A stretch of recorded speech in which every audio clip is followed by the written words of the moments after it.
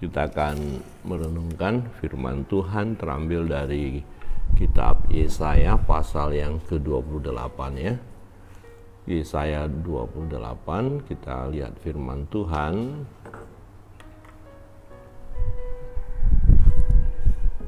Di ayat yang ke-23 ya, perikopnya kebijaksanaan Tuhan. Kita baca bersama-sama 23 sampai dengan 29. Yesaya pasal 29 ayat 23 ya. 1, 2, 3. Pasanglah telinga dan dengarkan. Yesaya 28, sorry.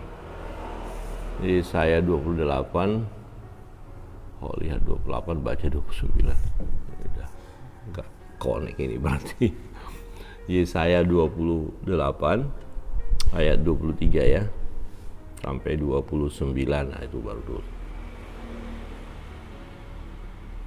Ya, 1, 2, 3, 23. Pasanglah telinga dan dengarkanlah suaraku. Perhatikanlah dan dengarkanlah perkataanku. Setiap harikah orang membajak, mencangkul dan menyisir tanahnya yang menabur? Bukankah setelah meratakan tanahnya, ia menyerahkan jintan hitam dan menebarkan jintan putih, menaruh gandum jawawut dan jelai kehitam-hitaman dan sekoi di pinggirnya. Mengenai adat kebiasaan ia telah diajari, diberi petunjuk oleh Allahnya. Sebab jintan hitam tidak diirik dengan eretan pengirik, dan roda gerobak tidak dipakai untuk menggiling jintan putih. Tetapi jintan hitam diirik dengan memukul-mukulnya dengan galah, dan jintan putih dengan tongkat. Apakah orang waktu mengirik memukul gandum sampai hancur? Sungguh tidak, orang tidak terus-menerus memukulnya sampai hancur. Dan sekalipun orang menjalankan di atas gandum itu jentera gerobak dengan kudanya, namun orang tidak akan menggilingnya sampai hancur. Dan ini pun datangnya dari Tuhan semesta alam. Ia ajaib dalam keputusan dan agung dalam kebijaksanaan. Amin. Demikian pembacaan firman Tuhan. Bapak, Ibu, dan saudara yang terkasih dalam Tuhan, konteksnya kalau kita lihat ayat-ayat sebelumnya, ini satu disiplin yang diberikan kepada umat Israel dan umat Yehuda. Nah, mengapa mereka didisiplin oleh Tuhan? Karena mereka melakukan perbuatan-perbuatan yang jahat, ya, mereka melakukan ya tindakan-tindakan yang menyedihkan hati Tuhan, ya. Salah satu contoh kalau kita lihat bagaimana mereka jauh dari Tuhan, di ayat 7 berkata begini. Tetapi orang-orang di sini pun pening karena anggur dan pusing karena arak, baik imam maupun nabi, pening karena arak, kacau oleh anggur, mereka pusing oleh arak, pening pada waktu melihat penglihatan, goyang pada waktu memberi keputusan. Sungguh segala meja penuh dengan muntah kotoran, sehingga tidak ada tempat yang bersih lagi. Nah, ini satu contoh bagaimana kelakuan ya orang-orang yang ada di Yerusalem, ya orang-orang pilihan Allah. Jadi mereka akan dihukum oleh Tuhan. Nah, yang menarik adalah hukuman yang Allah berikan bukan untuk membinasakan mereka. Ini satu pelajaran penting bagi kita, manakala Tuhan mendisiplin kita, ya mendisiplin umat, bukan untuk membinasakan, ya bukan untuk mematikan, menghancurkan, ya. Maka dikatakan, pasanglah telinga dan dengarkanlah suaraku, perhatikanlah dan dengarkanlah perkataanku. Setiap harikah orang membajak, mencangkul dan menyisir tanahnya untuk menabur? Ya, setiap harikah orang membajak, mencangkul? Ini suatu pertanyaan retorika yang artinya jawabannya kita sudah tahu. Ya, jadi ada waktu untuk membajak, ada waktu mencangkul, menyisir tanah, dan ada waktu untuk menabur. Jadi waktu mereka menerima disiplin dari Tuhan itu waktu yang terbaik, ya, tetapi bukan untuk menghancurkan. Nah, bukankah setelah meratakan tanahnya ia menyerahkan jintan hitam dan menebarkan jintan putih, menaruh gandum jawawut dan jelai kehitam-hitaman dan skoi di pinggirnya. Mengenai adat kebiasaan ia telah diajari, diberi petunjuk oleh Allah. Sebab, nah ini perhatikan, sebab jintan hitam tidak diirik dengan eretan mengirik, dan roda gerobak tidak dipakai untuk menggiling jintan putih, tetapi jintan hitam diirik dengan memukul-mukulnya dengan galah, dan jintan putih dengan tongkat. Jadi jintan itu ya tidak digiling habis. Ya, misalnya begini, kalau ilustrasinya kita padi lah ya, kalau di sini padi ya. Nah, waktu memanen padi, untuk melepaskan padi dari batang-batangnya itu tidak dihancurkan padinya, memang dipukul, tapi pukulan itu hanya untuk membuat bulir-bulir padi itu lepas, bukan untuk merusak padi itu. Nah, demikian juga padi yang sudah dikeringkan, ya kalau sekarang kan ada slab ya gitu ya. Oh, dulu kan ditumbuk. Nah, ditumbuk bukan untuk hancur. Jadi ada tumbukan itu hanya mau mengeluarkan beras itu dari gabah itu ya, dari apa itu ya, mengeluarkan gabahnya. Jadi ambil ambil berasnya saja. Dan jadi kalau dipukul kuat, hancur ya, nggak bisa, nggak bermanfaat. Nah, jadi umat ketika didisiplin oleh Allah, ya bukan untuk menghancurkan mereka, membinasakan mereka, tapi mendisiplin supaya mereka berubah, ya supaya mereka tidak hidup dalam kejahatan itu. Nah, dan faktanya memang mereka masuk dalam penghukuman. Kalau kita lihat Yerusalem dihancurkan, Bait Allah dihancurkan, itu Tuhan izinkan ya oleh bangsa Babel, ya karena kekerasan hati umat itu. Ya, Yesaya berbicara jauh sebelum peristiwa terjadi. Nanti pada zamannya Yeremia itu terpenuhi ya nubuatan itu bahwa mereka dibuang ke Babel. Ya, nah dalam pembuangan itu bukan untuk menghancurkan umat itu, karena kita lihat nanti mereka akan kembali ya, sebagian, sejumlah sisa. Nah, ketika ada disiplin, ketika ada hukuman, dikatakan dan ini pun datangnya dari Tuhan semesta alam, ia ajaib dalam keputusan, ia ajaib dalam keputusan. Nah, hanya seringkali ketika putusan Allah, ya telah Allah nyatakan ketidakmampuan umat menerima putusan itu, sehingga berkata, wah Tuhan kejam ya, Tuhan ini menghukum kita, ini terlalu berat hukuman bagi kami, kenapa harus seperti ini, kenapa harus ada disiplin. Nah ini kita manusia ya, tetapi dari sisi Allah ya itu adalah ya keputusan yang bijaksana tentunya, karena tidak ada keputusan Allah yang tidak bijaksana. Nah, satu contoh begini, nah, ini bukan hukuman, tetapi Tuhan izinkan persoalan terjadi, kisah yang sangat menarik yang tidak bisa kita lupakan ketika Pak Ayub, orang yang paling saleh pada zamannya itu, ya harus mengalami penderitaan yang luar biasa. Nah, mungkin kita kalau mengalami hal itu bisa bertanya, Tuhan mengapa Engkau izinkan ini terjadi? Nah, ini bukan disiplin ya, tetapi diizinkan oleh Tuhan iblis untuk menggojlok. Ya, tapi tidak selamanya kan. Walaupun memang kalau kita lihat, wah luar biasa penderitaan itu ya, kesusahan itu. Hartanya habis, anak-anaknya semua meninggal, dia sakit yang luar biasa, teman-temannya tidak memberi dukungan, malah memojokkan, bahkan istri yang seharusnya memberi dukungan malah melemahkan dan berkata, ya kutukilah Tuhan Allahmu dan matilah kamu. Ya ini suatu beban yang luar biasa. Tetapi dari sisi Allah, kenapa Allah izinkan itu terjadi? Nah, ia ajaib dalam keputusan dan agung dalam kebijaksanaan. Nah, ini yang luar biasa ya, tapi tidak selamanya. Nah, kemudian kita lihat waktunya Tuhan, ya waktunya Tuhan terjadi pembaharuan, perubahan, Ayub dipulihkan, waktunya Tuhan. Nah, ini yang seringkali kita sulit mengerti, memahami tentang waktunya Tuhan. Dan ketika dalam konteks disiplin, ya kita melakukan hal yang salah, kemudian Tuhan disiplin kita. Nah, kemudian kita berkata, aduh Tuhan, kok jadi begini ya? Wah, ini berat, saya tidak siap menerima hal seperti ini. Ya, padahal sebenarnya tujuannya kan supaya bertobat, itu saja. Nah, tapi seringkali manusia ini kita mengeraskan hati, bahkan melawan Sang Pencipta, ya, melawan Tuhan. Bukannya bertobat, malah semakin menjadi, ya gitu loh. Ya, bukannya merendahkan diri dan datang kepada Tuhan dan berkata, "Ya Tuhan, ampuni aku ini atas dosaku ini, karena selama ini aku meninggalkan Engkau. Hidup saya seperti ini karena saya tidak peduli Tuhan, tidak pernah ibadah." Harusnya kan begitu. Tapi justru kadang-kadang sebaliknya. Nggak ada Tuhan, apa Tuhan. Pokoknya asik saja melakukan hal-hal yang jahat, ya. Kekerasan manusia, ya, ketegaran hati. Nah, membuat manusia itu tidak bertobat, dan pada akhirnya orang yang tidak bertobat ya mengalami kebinasaan. Ya, bukan Tuhan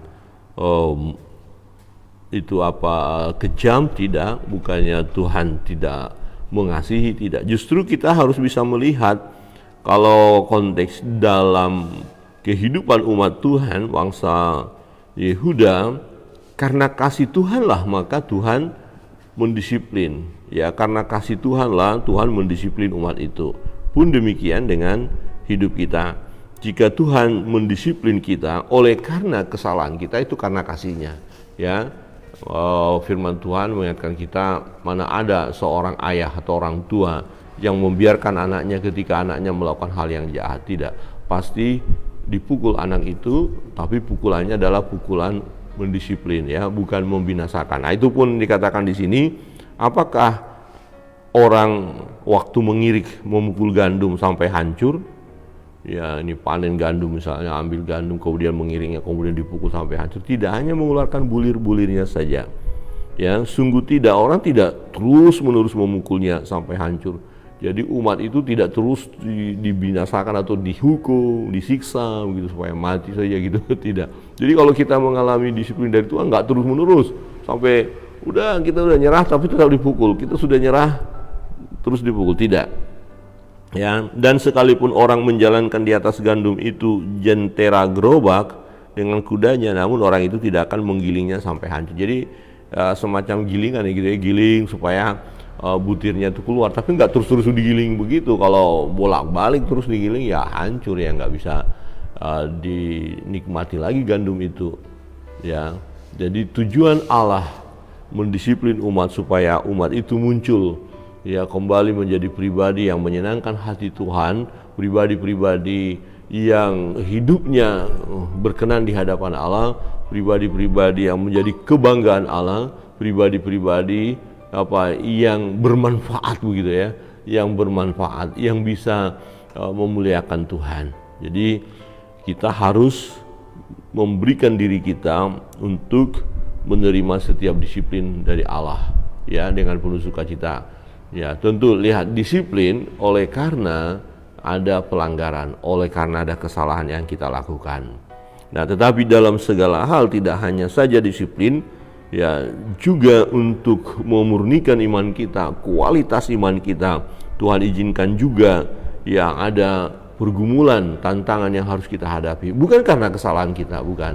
Justru karena kesalehan kita mengikut Tuhan, ada kuasa kegelapan yang tidak tinggal diam dan mencoba, ya, menggojlok kita, ya, mau mencoba menjatuhkan kita. Nah, ketika kita berada dalam situasi itu, kita harus melihat bahwa apapun yang terjadi dalam hidup kita ada seizin Tuhan. Nah, kalau Tuhan izinkan, itu adalah kebijaksanaan Tuhan itu sendiri, ya. Maka Ayub berkata, ya, bahwa dia tidak menuduh Tuhan telah melakukan yang tidak patut bagi dia. Ya, dia berkata Tuhan, ya, tidak melakukan sesuatu yang tidak patut bagi dia. Jadi keputusan Tuhan betul adalah keputusan yang agung dan bijaksana. Dia sungguh ajaib, ya. Bapak Ibu, ini satu hal yang sangat penting dalam hidup kita. Dalam kitab Yesaya diingatkan umat itu karena memang mereka melakukan dosa, seringkali mereka jatuh dalam dosa, secara penyembahan berhala, ya, meninggalkan jalan Tuhan. Ada nabi datang menegur mereka, tapi seringkali mereka menolak nabi, ya menolak suara Tuhan, menolak pengenalan akan Tuhan. Jadi jika seseorang menolak pengenalan akan Tuhan, ini mau diapain? Ya mereka tidak akan bisa berjalan dalam kebenaran, maka mereka harus didisiplin. Ya didisiplin, dihajar gitu ya, dihajar sama Tuhan dengan tujuan tidak untuk menghancurkan ini. Kita lihat tidak untuk menghancurkan, tapi hajaran itu memang tidak gampang ya, tidak mudah kita terima, sangat sakit. Tapi setelah lewat hajaran itu, lewat disiplin, maka kita akan menikmati atau umat itu akan merasakan dan menikmati kebaikan Tuhan. Ya, maksud dan tujuan Tuhan, mereka mulai paham, oh rupanya supaya kita hidup berkenan kepada Allah. Sebab jika kita hidup berkenan kepada Allah, maka Allah akan memberkati kita. Amin. Ini yang terpenting. Jadi sekarang banyak orang-orang yang menyebut dirinya sebagai orang Kristen, orang percaya, tapi fakta adalah masih hidup jauh dari Tuhan. Nah, ini siap-siap saja menerima disiplin daripada Tuhan. Ya, pasti kalau Tuhan sayang kita pasti didisiplin.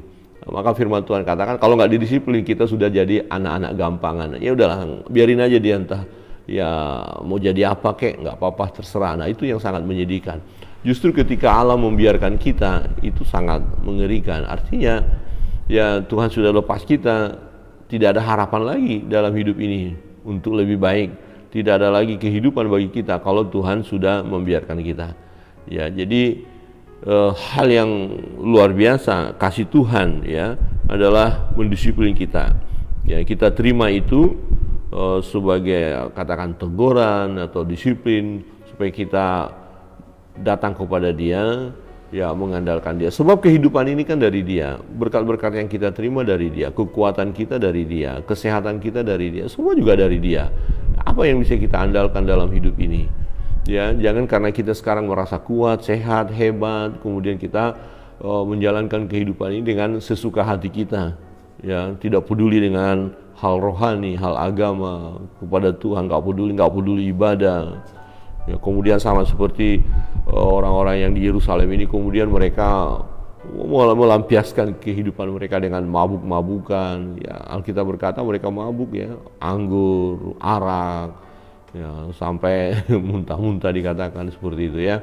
Wah, itu sesuatu yang mendukakan hati Allah. Nah, kebenaran firman Tuhan pagi hari ini menolong kita. Mari kita setia melayani Tuhan. Ya, setia mengiring Tuhan ya, percaya kepada Dia, dengarkan firman Allah dan lakukan. Maka dikatakan berbahagialah setiap orang yang mendengarkan firman Tuhan, merenungkan itu siang dan malam dan melakukannya di dalam setiap perjalanan hidup. Maka ya kita akan diberkati oleh Tuhan. Amin. Ya kiranya kebenaran firman Tuhan kita pegang teguh. Mari kita setia kepada Tuhan jika ya kita mengalami sesuatu yang tidak baik secara manusia. Oleh karena itu adalah disiplin dari Tuhan, terima dengan sukacita dan berubah, bertobat, baharui hidup. Ya, karena Tuhan disiplin itu bukan untuk menghancurkan kita, mematikan kita, tapi mengingatkan kita untuk kembali kepada jalan yang benar. Tuhan memberkati. Kita akan masuk dalam doa. Bagi Bapak Ibu Saudara mengalami pergumulan, mari datang kepada Tuhan. Bisa saja pergumulan yang kita hadapi karena kekeliruan kita. Misalnya kita lakukan bisnis itu kita salah tujuan kita, salah mengelola, kemudian akhirnya bangkrut, dan itu Tuhan izinkan. Kemudian kita sadar, Tuhan, ini bangkrut bisnis saya karena ini kesalahan saya, terlalu berambisi untuk dapat untung gede gitu ya, sehingga mengabaikan Tuhan, sehingga menggunakan semua dengan kekuatan diri sendiri. Maka kita bertobat, ya minta ampun di hadapan Tuhan dan minta Tuhan akan memulihkan. Ya demikian juga kesehatan kita sakit karena kita tidak menjaga kesehatan kita. Ya, kita sembarangan makan ya. Misalnya kita ada penyakit mah, tapi kalau makan sambelnya banyak-banyak ya, makan sesukanya, akhirnya sakit. Nah itu kan didisiplin Tuhan. Ingat, kamu punya penyakit ya.